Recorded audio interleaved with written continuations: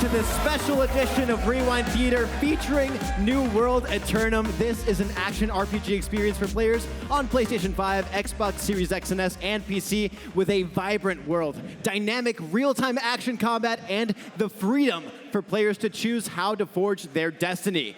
New World Aeternum was just revealed yesterday, so please welcome Game Director Scott Lane, Senior Producer Katie Kaczynski, and Rob Chesney, Narrative Director at Amazon Games, here to tell us more and break down everything we may have missed in this brand new trailer. Guys, welcome to stage. Oh, thanks for having me. Thank you. Yeah, thank you so much for joining us here at IGN Live. Now, before we jump into the trailer, I need to know, what are you guys most excited for players to experience in New World Aeternum? I'm excited. I'm crazy excited to bring Aeternum to console. We want to get all those players in on the consoles, having massive battles, experiencing the combat. It's really awesome. You know, I'm super excited that all these new players are going to get to see this world now fully realized. We talk about, you know, Aeternum looks like a fantasy game in some ways, but we actually talk about it as a supernatural world, which means everything that's going on the island is tied into science or history somewhere. And of course, this is the island of mythology and legend. So we have this broad canvas to draw from for our storytelling and deep lore that we get into. And for players to get in and see that, I'm super excited. Plus, it means a lot to me as someone who tends to play solo, that it's fully soloable all the way from start to finish. You can play with your friends too, but. Yeah, and I am absolutely excited to play Aeternum on my 4K TV, on my very comfortable couch, with my friends who exclusively play on their console or who exclusively play on PC. We're all going to be joined in the same world, and I am super stoked for that. Let's go. I love that. All right, so without further ado, let's check out the trailer. Roll the clip.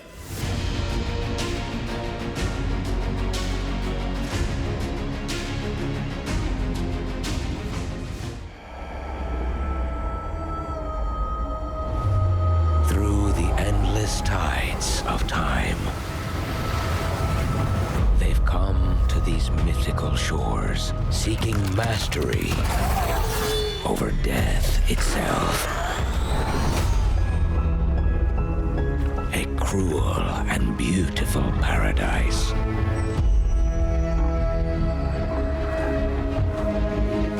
Where primal forces clash over the island's deepest secrets.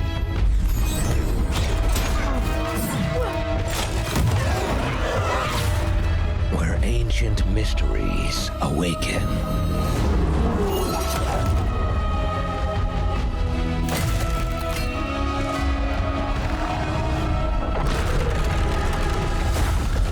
To unleash the power of legends.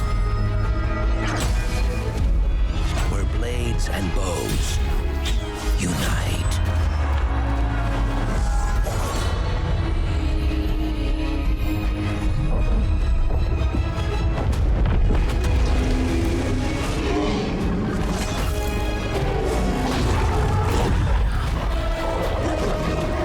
Where heroes are forged.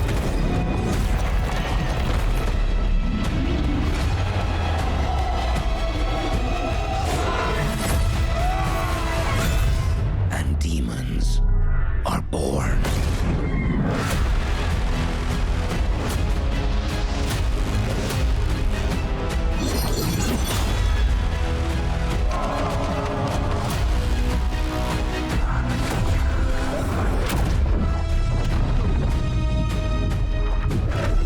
This is Aeternum.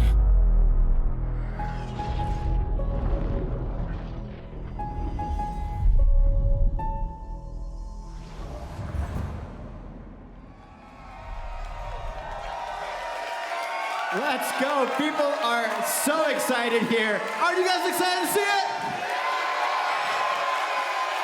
That was so jam-packed with tons of details. Guys, help me break it down. Let's roll the first clip, because here, in this clip, let's bring it up, we get a look at the Lost. So these are one of the factions in Aeternum, right? So we kind of get like this blue color scheme with them. What can you tell us about the Lost? Yeah, so the Lost are an enemy type that you'll encounter in Aeternum. The really interesting thing about Aeternum is the death does not exist. So as many times as you die, you don't really. And so the same thing happened to these poor people who landed before you. And every time they were reborn, Aeternum took a piece of them. They were lost to Aeternum. So every time they come back till they look pretty mangled. And Aeternum could do the same to you, but your soul is pretty strong. Absolutely. Now, in this next section of the clip, we get a look at this Dryad Deer, which is part of the Angry Earth faction, right? What is the Angry Earth faction all about? So the Angry Earth is, we talk about Aeternum as Paradise Lost. It's inspired by that very much. And it's the Garden of Eden where things have gone horribly wrong. And that's what the Angry Earth is. They are an expression of environmental vengeance, the world striking back against players, against the other forces that are contending for power on the island. The Angry Earth, sometimes, I mean, they're natural, so sometimes they're a little more sympathetic. Sometimes they might even help the players out a little bit against other enemies. But cross them and you'll pay for it. Like, they can be really tough. Yeah. All right, so we got to look at some of the older tech. Now, in this next clip, we actually see a little bit more modern tech via the musket. What can you tell us about how all these different eras collide? It was one of the things that we found really interesting early in IP development, because there's this period in time, it's almost like the last gasp of people with shields and swords and breastplates, and then the very first breath of gunpowder and muskets and firearms. And when you throw some magic into that, it just creates chaotic, interesting gameplay, and we loved it. That was one of the key drivers in picking this era. Yeah, That is and awesome. you'll see in this clip one of our archetypes. So this is actually the musketeer archetype, and we pair at the beginning, we pair this with the rapier. So you have some really interesting abilities that you can do. Absolutely. Now, in this next clip, we get a look at a tree that's pretty impressive and it looks pretty significant. What can you tell us about the tree that's coming up right now? So that's the Azoth tree, and Azoth is the lifeblood of Aeternum. It is a soul substance. It's tied into the soul of the island, the soul of all the people here. And it's also the source of magic. It's the reason why everyone lives forever. And we talk about even like there are ley lines running underneath the ground throughout the island, channeling this stuff. Players, of course, learn to harness it as they go deeper into the game, and it powers up a lot of their actions. And the tree itself is actually a manifestation of Gaia, one of the ancients, and a sacrifice that Gaia made to empower the island, imbue the island with the blessings that the players enjoy and all the people there. Amazing. Now, people are so excited. I love it. Now, in this next clip, we get a look at the different weapon types in combat. What can you share about what we're looking at right here? So we see a musketeer. We see some magic in the background. Tell me more. Well, this kind of demonstrates the combat of Aeternum, right? We have physical-based dynamic combat, and what we mean by that is your position in the world matters. You block, you dodge, you can duck underneath weapons and arrows and projectiles. And so what you see there is the musket, which is part of our musketeer archetype, and we have, 6 more archetypes that you can play? So, yeah. Amazing.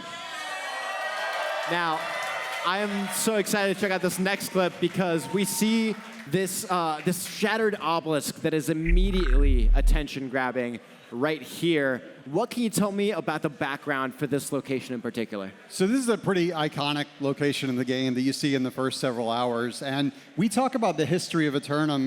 We don't talk about, it's not in centuries, it's in millennia. This is a world, an ancient world. We have ancient Sumerians, Babylonians, Chinese who came to this island. But even before them was this ancient civilization, and players see the ruins of it almost as soon as they land. And there's kind of a mystery about who were these ancients? What were they doing? Why did they summon humans to the island? And then what happened to them? And the Shattered Obelisk is it is part of that. It's one of the big clues in that mystery.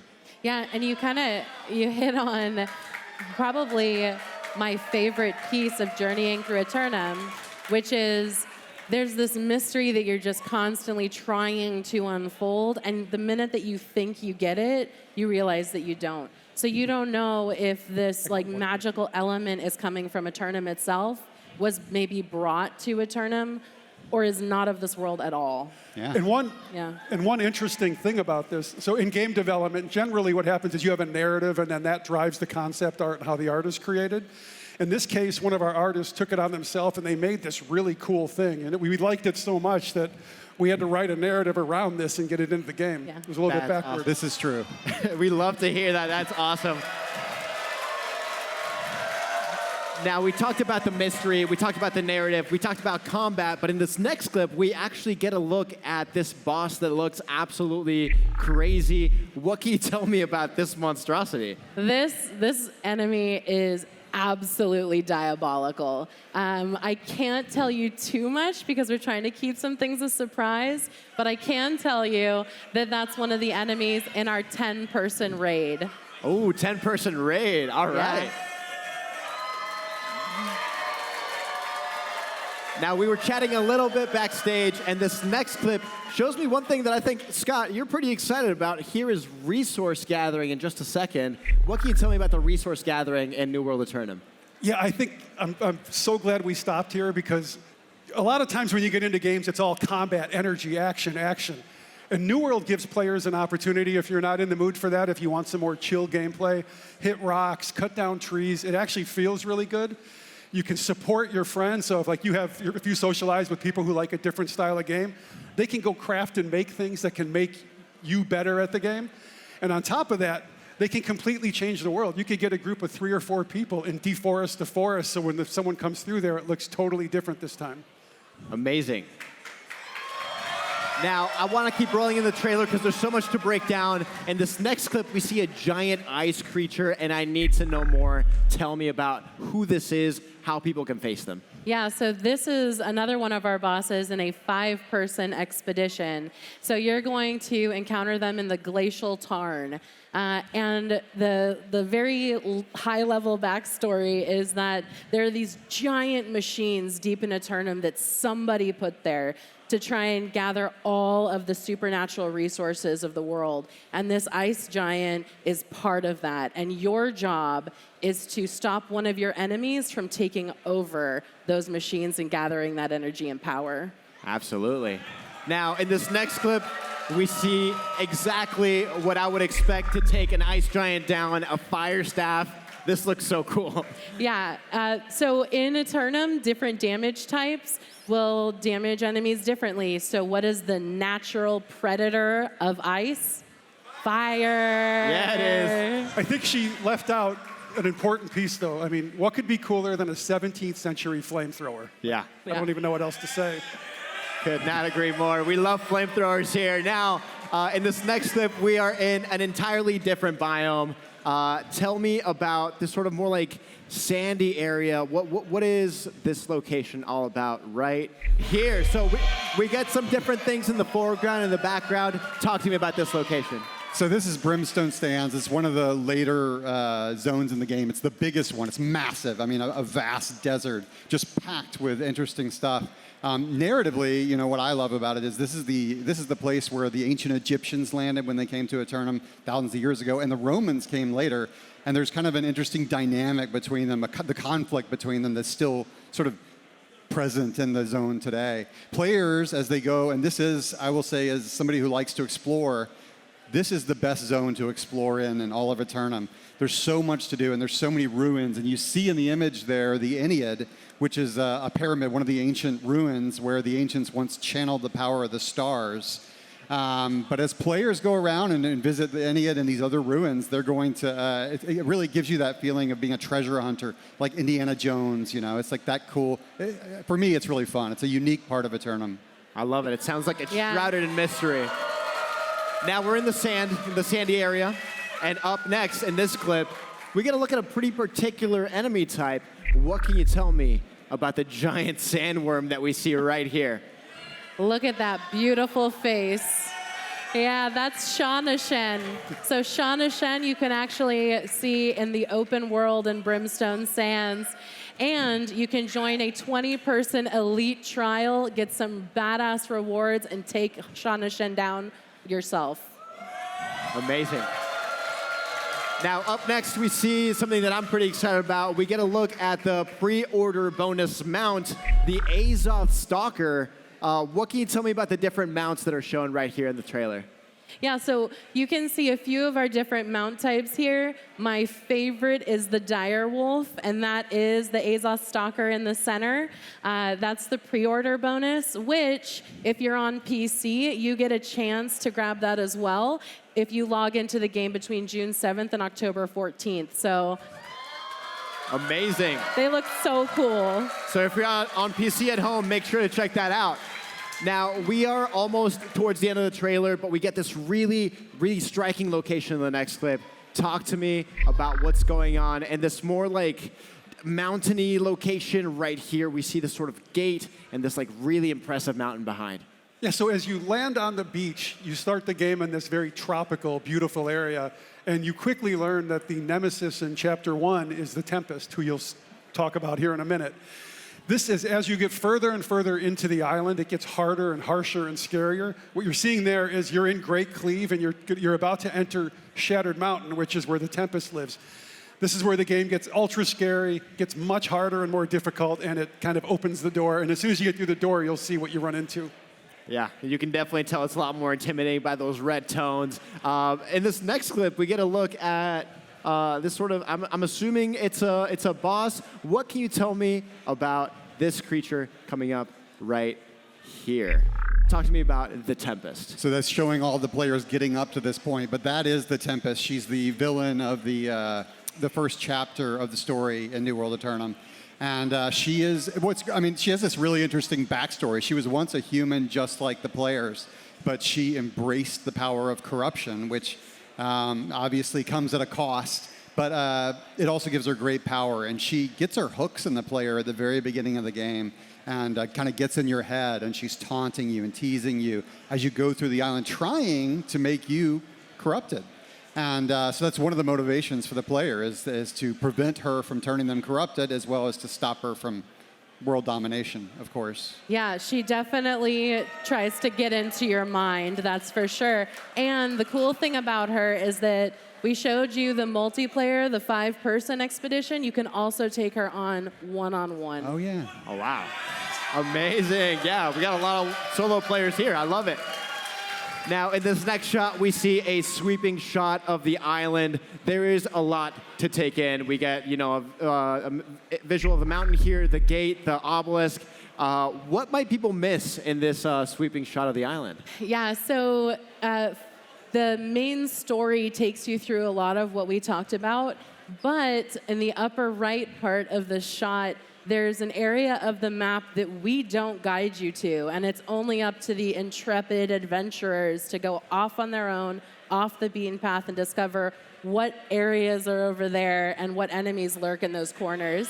And then on the other side, we have some of those ancient machines I talked about, which are up to, again, the journeyers to explore. Love it. And then, of course, we got a lot of explorers in the audience. They are eating this up. I love it. Finally, we see the world seemingly taken over by corruption right before we go to the key art game end card. What is the meaning of this shot? Talk to me about it. Well, so of course, seeing the corruption sweep over the world this is what will happen if the player wasn't there to stop it from happening, right? To face down the Tempest. Corruption is an insatiable evil, and unlike the Lost and the Angry Earth that we talked about, corruption actually comes from somewhere else, and that's one of the mysteries of the game is where corruption comes from. But I definitely want to call out this helmet here because it's one of the most iconic things in the game. It's associated with Captain Thorpe, the captain that the players are on his ship when they shipwreck on the island at the very beginning.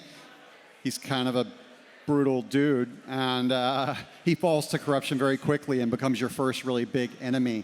And if you look at his helmet there, you can see a lot of like little hints and clues about the mysteries of Aeternum kind of embedded there. All right, guys, so that is the end of the trailer. But before we wrap up, I need to ask you guys, what can you tell us about how the experience has changed for players over the last 3 years, from New World to New World Aeternum?